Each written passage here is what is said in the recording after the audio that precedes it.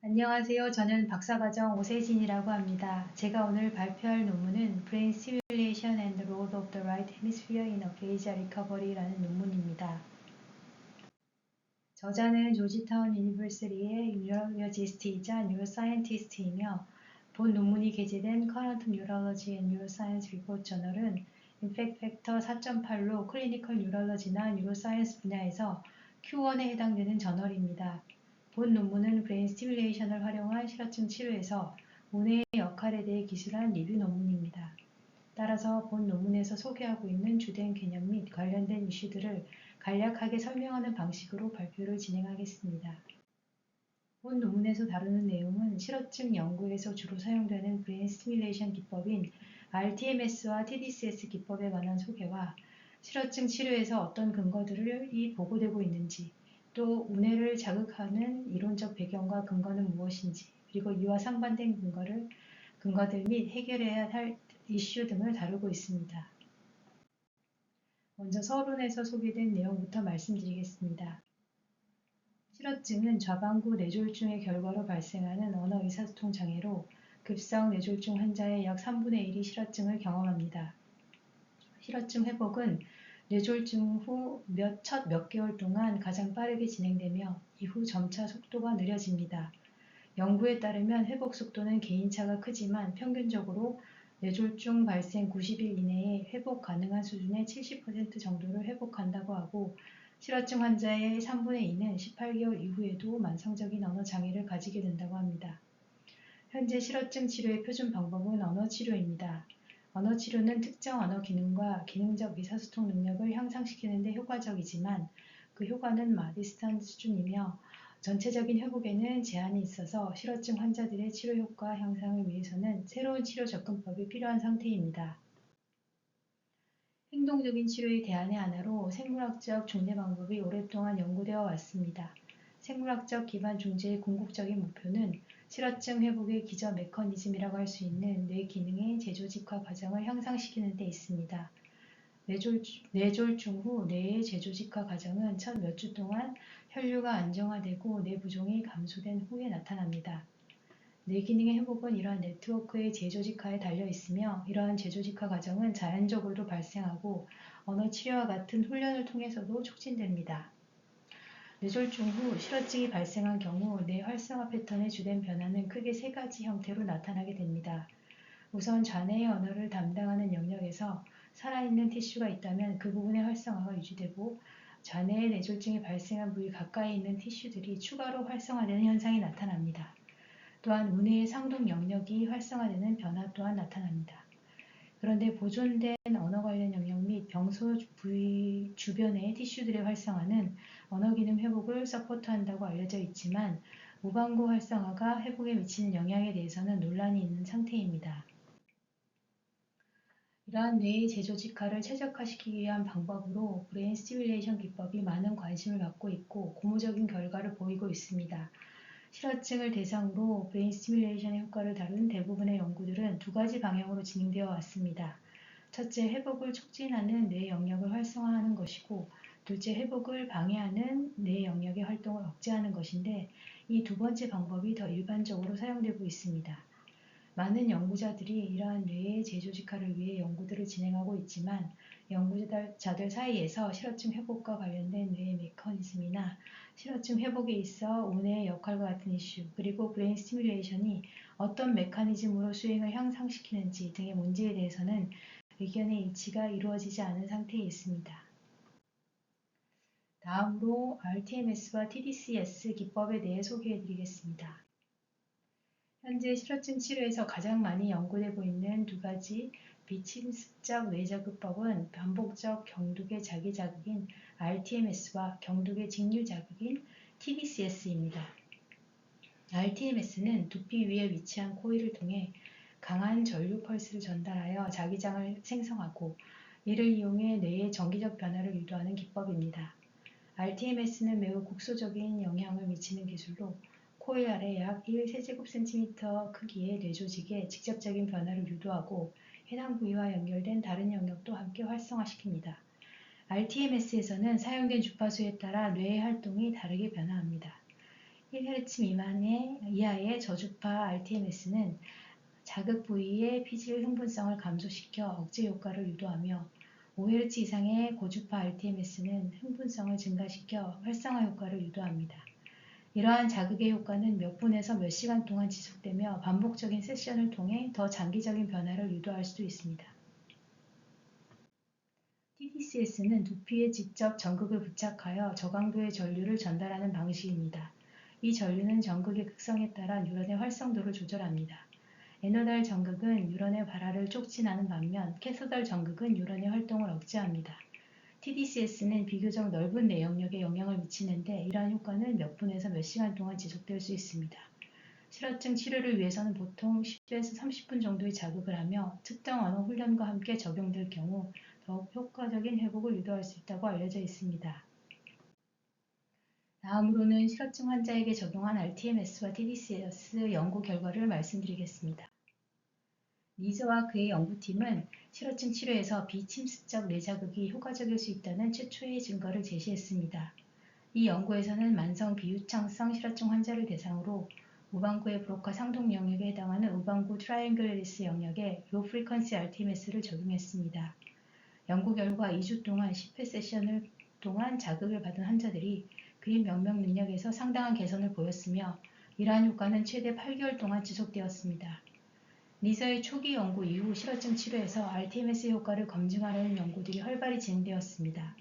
대부분의 연구들은 초기 연구 방법을 따르며 우방구 브로카 상동 영역을 로 프리퀀시 RTMS로 억제하는 전략을 사용했습니다. 한 메타분석 연구에 따르면 7건의 연구 160명의 실어증 환자를 대상으로 한 연구들을 분석한 결과 그림 명명, 따라 말하기, 쓰기 2회 영역에서 0.32에서 0.7 정도의 표준화된 평균 차이를 보였고 특히 전체적인 언어장애 개선 정도 면에서는 표준화된 평균 차이가 1.26으로 상당한 치료 효과가 있음을 보고하였습니다. RTMS 효과가 얼마나 지속되는지를 살펴본 연구에서는 2주간의 치료 세션을 받은 환자들도 몇 개월 동안 언어 기능 향상을 유지했다는 보고가 있었습니다. RTMS 연구에 비해 TDCS 연구는 상대적으로 적으며 연구 방법이 통일되지 않아 효과를 정확하게 평가하기 어렵다는 제한점이 있습니다. 자방구를 자극한 연구도 있고 우방구를 자극한 연구도 있으며 일부 연구에서는 양쪽 방구를 모두 자극하기도 했습니다. 최근 6개의 연구 66명의 환자들을 대상으로 시행한 리뷰 논문에서는 픽처 네이밍 과제에서 신뢰할 만한 효과가 없다고 보고하였고 문해 활성화를 억제하기 위해 시행된 6번의 RTMS 논문과 3편의 TDCS 논문을 분석한 메타분석 연구에서는 0.52의 효과 크기를 보이며 픽처 네이밍에 유의한 긍정적인 효과가 있는 것을 보고하였습니다. 현재까지 실어증 치료에서 가장 일관된 성공을 보인 뇌자극 방법은 로 프리퀀시 RTMS와 캐서덜 TDCS를 활용한 우방구 억제 방법입니다. 특히 우방구의 하전도해를 타깃으로 하는 우방구 억제 방법이 많이 사용되어 왔습니다. 그러나 이러한 접근법은 RTMS 효과를 최초로 보고한 니저와 그의 연구팀의 연구를 따라 행해진 것으로 연구에서 가장 많이 사용된 치료법이긴 하지만 잔해 억제나 문해 활성화의 효과를 보고한 사례들도 있어서 문해 억제가 가장 효과적인 전략이라고 단정 지을 수는 없으며 추가적인 연구를 통해 어떤 프로토콜이 실어증 환자의 회복에 어떤 영향을 미치는지에 대해도 자세히 살펴볼 필요가 있습니다. 다음으로는 우방구를 자극하는 이론적인 근거에 대해 말씀드리겠습니다. 우방구를 억제하면 실어증 회복이 촉진된다는 가설은 대뇌방구간 억제 이론에서 유래했습니다. 이 이론은 모토 시스템을 연구하면서 발견된 개념으로 좌우 대뇌방구가 뇌량을 통해 서로를 억제하며 균형을 맞춰 움직임을 조정한다는 이론입니다. 하지만 뇌졸중으로 운동폐질이 손상된 경우 이 균형이 깨지게 되는데 손상된 자방구의 활동이 감소하면 우방구가 과도하게 활성화되고 이러한 현상이 자방구를 과도하게 억제하게 되어 자방구 회복을 방해하게 됩니다.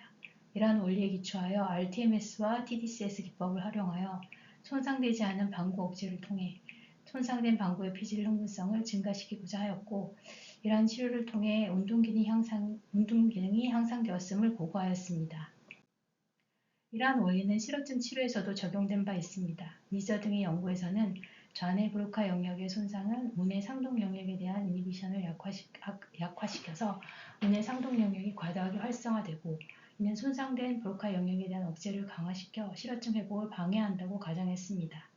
이러한 가정에 근거하여 RTMS를 우뇌 브로카 상동 영역에 적용하였고 언어 수행이 향상되는 결과를 얻게 되었습니다. 이 연구는 이후 언어 재조직화 연구의 방법 및 이론적 틀이 되었으며 대뇌방구간 억제가 실어증 회복에서 중요한 역할을 할 수 있다는 근거를 제공하게 되었습니다. 그러나 우방구 활성화가 실어증 회복을 방해한다는 주장도 있지만 우방구가 오히려 회복을 돕는다는 상반된 주장과 근거도 보고되고 있습니다. 우뇌가 잔해 손상을 보상하고 실어증 회복을 돕는다는 근거는 오래전부터 제시되어 왔습니다. 잔해 손상으로 실어증 발생 후 회복 과정에서 우뇌 손상을 입은 경우 언어 수행을 더욱 악화시킨 사례가 있었고 우측 경동맥 마취 후 실어증 증상이 악화되는 경우도 있었습니다. 또한 우뇌 영역의 활성화가 치료에 대한 임상적 효과를 반영한다는 결과도 있었고 에노달 TDCS를 우뇌의 IFG 영역에 적용했을 때 스피치 플루언시가 향상되었다는 결과도 있었습니다. 이와 같이 우방구의 기능에 대해서는 상반된 연구 결과가 존재합니다. 따라서 이러한 상반된 결과가 나오게 된 뇌자극 연구에서의 제한점들을 분석하고 해결책을 찾는 것은 실어증 치료를 위한 뇌자극 기법을 최적화시키는 데 매우 중요하다고 볼 수 있습니다. 본 연구에서 제시하고 있는 제안들은 다음과 같습니다. 먼저 우방구 억제를 통한 뇌자극 연구의 한계 중 하나는 우뇌 억제의 장기적인 신경생물학적 효과가 명확하지 않다는 점입니다. 우뇌의 이니비션을 위해 적용된 브레인 스티뮬레이션 프로토콜이 몇 주 내지는 몇 달에 걸친 장기적인 이니비션을 야기할지는 명확하지 않습니다. 또한 대뇌방구간 억제 이론에 근거해서 우뇌의 억제가 좌뇌 상동 영역의 활성화를 증가시킨다고 예상하지만 실제로 이러한 기전이 작동하는지는 입증되지 않았습니다. 우방구 억제는 단순한 좌방구 활성화가 아니라 만성 실어증 단계에서 뇌 가소성을 새롭게 유도하는 역할을 할 수도 있습니다. 또한 우방구 억제가 우방구의 보상적 활성화를 유도하는 반발적 흥분 현상을 촉진해서 회복을 촉진시킬 가능성도 있습니다. 따라서 향후 연구에서는 뇌 자극법이 실어증 회복에 미치는 신경생물학적 영향을 보다 면밀히 조사할 필요가 있습니다. 또한 우방구의 기능을 평가할 때 뇌 활성화 정도와 수행 사이의 부적 관계를 우뇌의 부적응 활동으로 해석해 왔는데 이에 대한 해석은 과제의 난이도나 대상자의 능력과 관련하여 주의해서 해석되어야 합니다. 과제 수행에 대한 노력이 증가하는 현상은 통제 집단과 실어증 집단 모두에서 양측 뇌를 더 많이 활성화시키는 패턴으로 나타날 수 있습니다. 따라서 활성화 정도와 수행 사이의 부적 관계는 부적응 활동을 보여주는 것이 될 수도 있지만 실어증 중증도가 높은 경우 과제 수행에 더 많은 노력을 기울인 결과로도 해석될 수 있습니다. 방법론적인 면 외에 실어증 회복에서 우뇌의 역할에 대한 불일치는 우뇌의 역할과 회복 사이의 복잡한 관계에서 나올 수도 있습니다. 예를 들어 일부 영역은 좌방구 손상을 보상할 수 있지만 다른 영역은 효율성이 낮아 효과적이지 않거나 회복을 방해할 수도 있습니다. 또한 우방구는 특정 언어 기능에는 더 효과적으로 기여할 수 있지만 모든 언어 기능을 동일하게 보상하지 않을 가능성도 있습니다. 또한 특정 언어 시스템의 재조직화의 양상은 뇌졸중의 특성에 따라 개인마다 다르게 나타날 수 있고 시간이 지남에 따라 이러한 패턴이 변화할 수도 있습니다. 일부 환자는 좌방구의 재구성을 통해 회복하는 반면 다른 환자들은 우방구 네트워크를 활용할 수도 있습니다. 또한 언어 시스템의 재구성은 시간이 지나면서 변화할 가능성이 크기 때문에 단기 연구보다는 장기적인 추정 연구가 필요합니다. 결론입니다. 뇌자극 치료를 실어증 환자들에게 실시하는 것은 아직 더 많은 연구가 필요합니다. 우뇌, 특히 우뇌의 IFG의 트라이앵글레리스 영역을 억제하는 것을 목표로 하는 프로토콜은 특정 언어 능력을 향상시키는 것처럼 보이지만 이에 대한 기전은 아직 명확하게 밝혀지지 않은 상태입니다. 우뇌를 자극했을 때 치료 효과가 더 큰지, 또 개인화된 프로토콜이 더 효과가 있는지 등을 확인하기 위한 연구가 추가적으로 필요합니다. 또 RTMS나 TDCS 자극 후에 장기적으로 어떤 생물학적인 변화가 나타나는지에 대해서도 조사될 필요가 있습니다. 이러한 점에서 향후 연구에서는 브레인 스티뮬레이션 후 뉴로바이올로지컬 아웃컴을 측정하거나 뇌의 조직적 변화나 연결성 변화를 탐구함으로써 실어증 회복의 바이올로지컬 메커니즘을 파악하고 브레인 스티뮬레이션 프로토콜을 최적화하는 노력을 기울여야 할 것입니다. 이상으로 발표를 마치겠습니다. 감사합니다.